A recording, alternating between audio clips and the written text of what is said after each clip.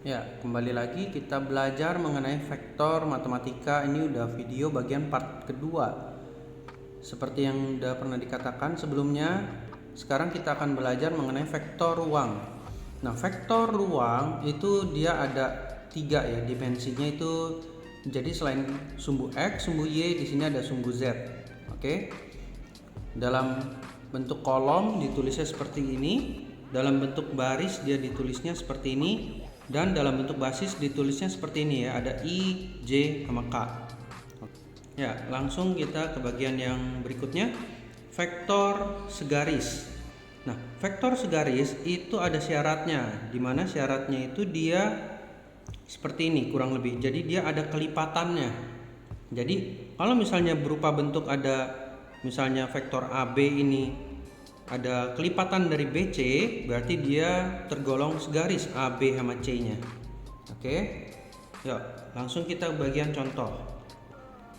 Ada koordinat A, B, C, D. Buktikan bahwa titik A, B, C itu segaris. Untuk langkah pembuktiannya kita buat seperti ini ya. Jadi kalian boleh buat AB dulu. Berarti kan B kurang A. Nah, ini saya buat bentuknya kolom aja biar lebih enak melihatnya. Jadi di sini 3 kurang 1 2, 3 kurang 2 1, 1 kurang 3 min 2. Nah, itu adalah AB. Lalu berikutnya ini kan saya tulis BC. Sebenarnya nggak melulu harus BC ya. Yang jelas kalau misalnya sini sudah ada A, sudah ada B, selanjutnya harus ada C. Nah, ini terserah kalian mau tulisannya AC, mau BC boleh. Ini saya buatnya tulisnya AC deh. Oke. Nah, AC berarti C kurang A ya. Jadi 7 dikurang 1 6. 5 dikurang 2 ya, min 3 dikurang 3 jadinya min 6. Nah, untuk membuktikan segaris atau tidaknya kan kita harus melihat dari kelipatannya. Kita lihat 2 jadi 6 itu kan berarti dikali 3. Lalu 1 jadi 3, benar ya, dikali 3 juga.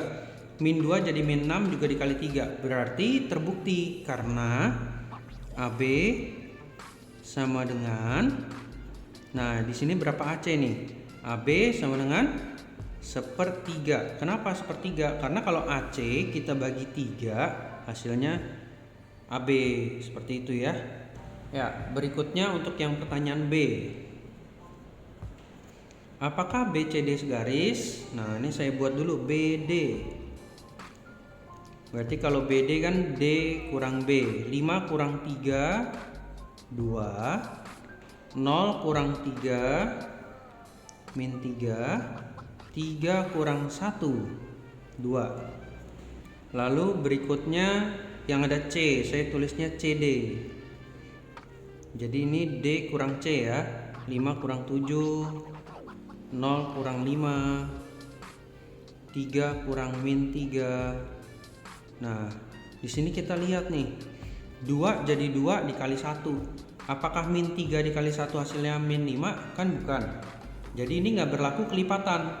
Kalau tidak berlaku kelipatan berarti B, C, dan D tidak segaris. Oke. Ya, sekarang kita ke berikutnya. Rumus pembagian ruas garis dalam ruang. Di sini saya langsung ke contoh aja. Diketahui koordinat A, koordinat B. Lalu ada koordinat P terletak pada ruas garis AB sehingga AP banding PB adalah 2:1. Nah, kalau cara kerja saya itu saya nggak pakai gambar ya. Jadi ini saya langsung bentuknya secara aljabar aja. AP banding itu saya anggap sama kayak pecahan, jadi per dengan PB sama dengan 2:1, berarti 2/1. Nah, lalu setelah itu ini saya pecah nih. AP itu kan berarti P min A, PB itu adalah B min P. Nah, selanjutnya saya kali silang. Jadi nanti di sini 1 dikalikan P min A sama dengan 2 dikalikan B min P. Lalu kita kali masuk ke dalam ya. Nah, setelah itu kita kumpulin huruf P-nya. Kenapa? Karena kan yang ditanya titik P. Jadi ini kita cari koordinat P-nya ya. Nah, setelah itu kita lihat nih. Ini ada 2B tambah A. Jadi di sini 2, kita taruh nih B-nya, yaitu 8 min 1 4. Ditambah sama A, yaitu 5 17 1. Ini kali masuk ke dalam aja seperti biasa ya. Nah, dapat deh. Jadi 16 tambah 5 min 2 tambah 17, lalu 8 tambah 1. Nah, ini kan 3P. Berarti P adalah, kita bagi 3.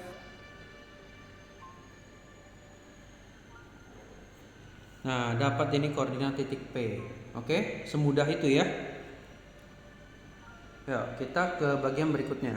Nah, di bagian berikutnya adalah tentang perkalian skalar dua buah vektor. Jadi di sini ada A dot B. Nah, ini saya ajarinnya yang pakai titik ya, atau dot. A dot B sama dengan panjang A dikalikan dengan panjang B dikali cos theta.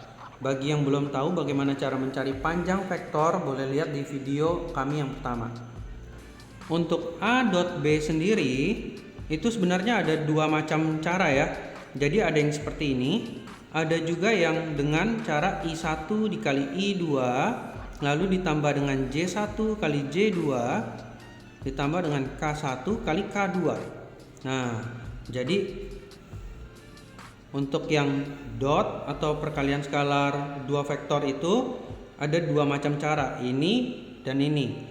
Kapan pakainya? Nah, ini kita lihat ya.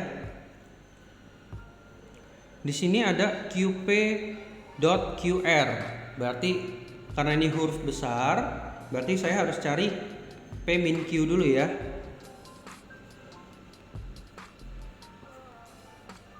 Nah, di sini P min Q berarti 1 dikurang min 1. Lalu 1 dikurang 1. Dan terakhir 1 dikurang 0. Oke. Nah, ini adalah QP lalu QR.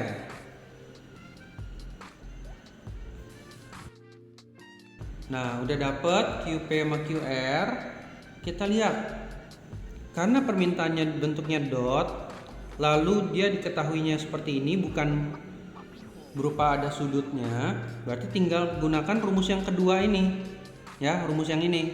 Jadi cara makainya seperti ini nih, perhatikan. QP dot QR.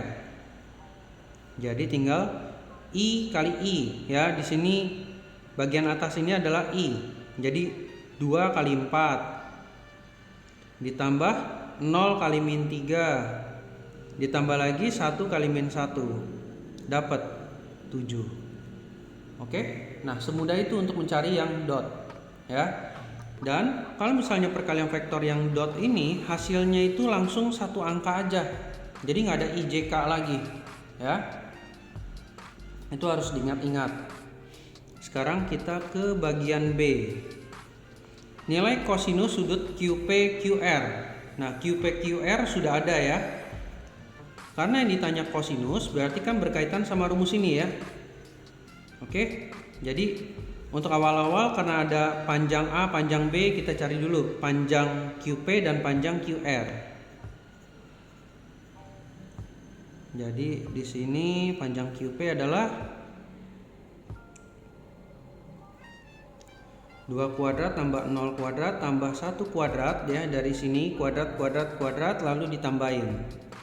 Jadi 4 tambah 1 akar 5. Lalu panjang dari QR.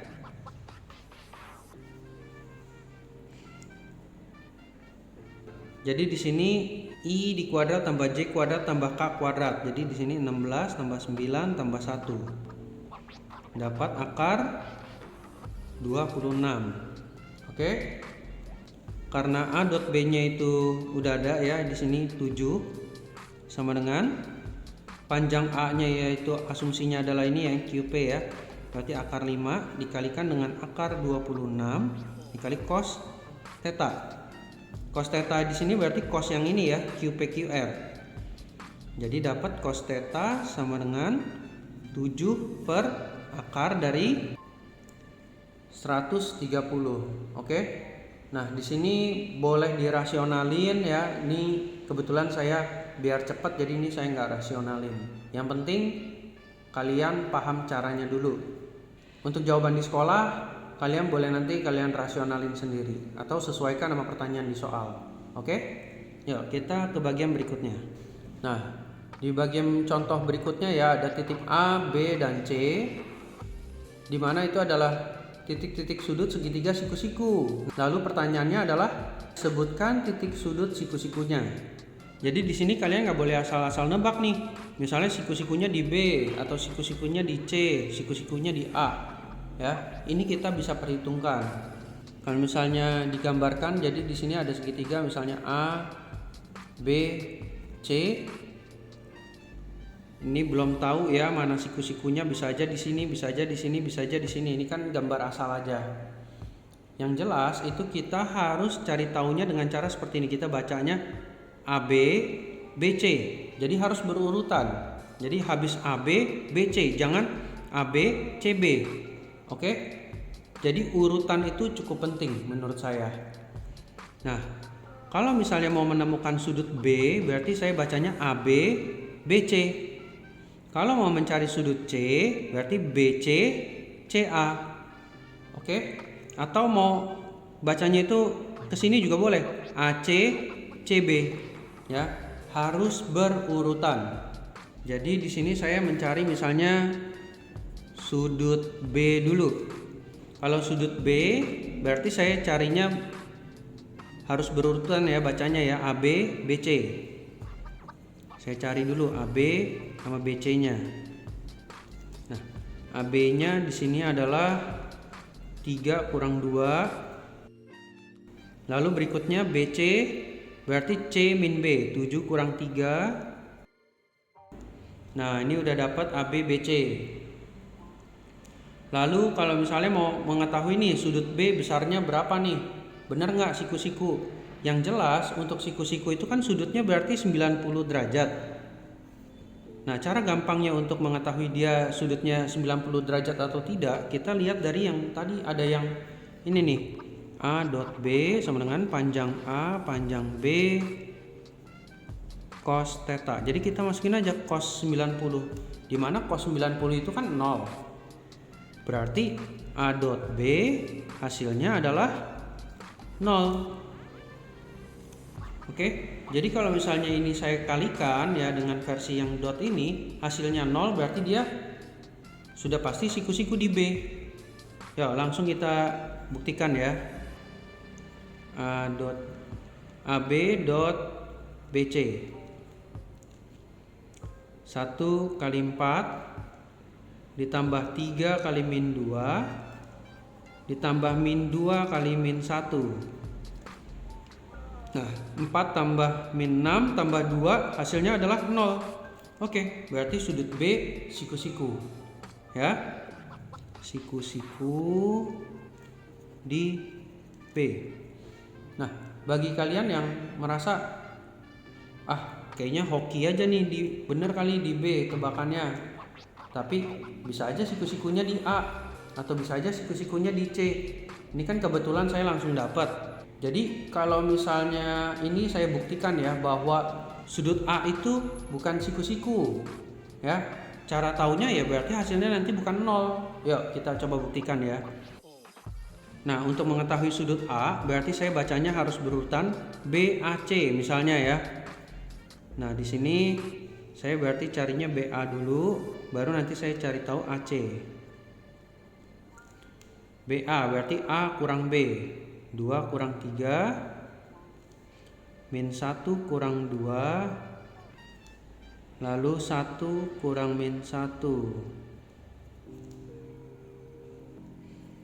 AC berarti C kurang A. Nah, sekarang kita coba buktikan ya bahwa BA dot AC ini nggak mungkin 0 ya. Jadi Kenapa nggak mungkin 0? Karena kalau misalnya di segitiga ya, jumlah sudutnya kan harus 180. Kalau misalnya saya bilang di sini sudah siku-siku nih di B 90, kalau ini siku-siku juga atau 90 juga, ya dia nggak jadi segitiga dong. Karena dua sudut aja dijumlahin udah 180. Oke?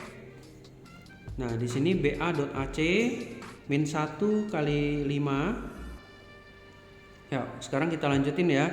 Di sini berarti min 1 kali 5 min 5 ditambah min 3 kali 1 min 3 ditambah dengan min 2 kali min 3 6. Nah, ini min 8 tambah 6 hasilnya adalah 2. Nah, bukan 0 kan?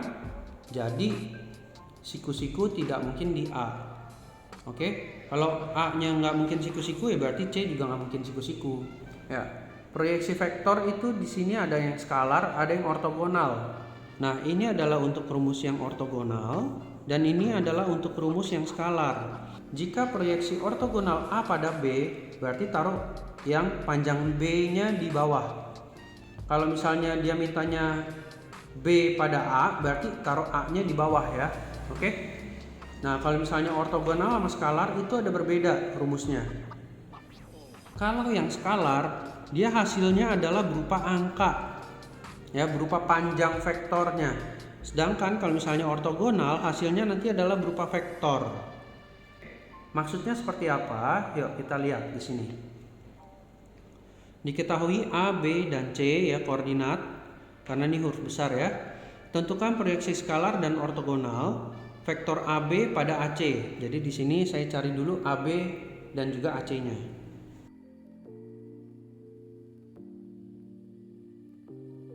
Nah, sekarang udah dapat seperti ini. AB pada AC berarti ini kan ibaratnya A, ini B ya di sini ya. Nah, lalu yang kita cari panjangnya itu hanya vektor B. Di sini berarti diwakili oleh AC ya. Jadi saya cari panjang AC adalah akar dari min 2 di kuadrat berarti 4 ditambah 2 kuadrat berarti 4 juga. Lalu 0 di kuadrat tetap 0. Jadi sini akar 8 atau 2 akar 2. Oke? Nah, kita udah dapat di sini panjang AC-nya. Sekarang skalarnya dulu ya. Kalau misalnya proyeksi skalar, rumusnya kan ini ya. A dot B per panjang B. Oke, berarti ini saya harus cari dulu nih AB.AC-nya ya. AB.AC per panjang AC. Di sini panjangnya udah ada 2 akar 2. AB.AC-nya berarti min 1 kali min 2 ditambah sama 2 kali 2 ditambah sama min 3 dikali 0. Dapat deh 6 per 2 akar 2 atau 3 per akar 2. Nah, itu adalah hasil proyeksi skalar. Kalau proyeksi ortogonal kan hasilnya berupa vektor. Nah, gimana nih cara makainya? Nah, rumusnya A dot B per panjang B di kuadrat dikalikan dengan B. Jadi di sini saya langsung masukin ya. AB dot AC per panjang AC di kuadrat dikalikan dengan vektor B, di mana vektor B di sini diwakili oleh AC ya. Nah, sekarang kita lanjutkan. AB.AC-nya udah ada ya tadi 6 per panjang AC di kuadrat. Berarti panjang AC kan ini 2 akar 2 di kuadrat. Oke. Jadi jangan nanti panjang AC-nya karena di kuadrat kamu asumsi akarnya ini nggak usah dilakuin ya, tetap harus dicari ya panjang AC-nya karena nanti waktu kuadratnya itu terakhir ya. Lalu dikalikan dengan vektor AC, berarti ini min 2 20 tulis di sini. Lalu kita dapetin di sini berarti 6 per 8 dikalikan dengan min 2 20. Oke? Atau di sini berarti ini 3 per 4 ya. Nah, 3 per 4 kita kaliin ke dalam nih. Jadi 3 per 4 dikali min 2 hasilnya adalah min 3 per 2. Lalu 3 per 4 dikali 2 juga, jadi hasilnya adalah 3 per 2 3/4 kali 0 tetap 0. Nah, selesai. Ini adalah bentuk yang ortogonal, hasilnya vektor, dan ini adalah yang berupa skalar, hasilnya hanya berupa angka seperti ini aja. Jadi bukan vektor lagi. Ya, habis ini ada soal latihan, kalian coba latihan di sana. Untuk kunci jawaban kalian boleh lihat di bagian deskripsi.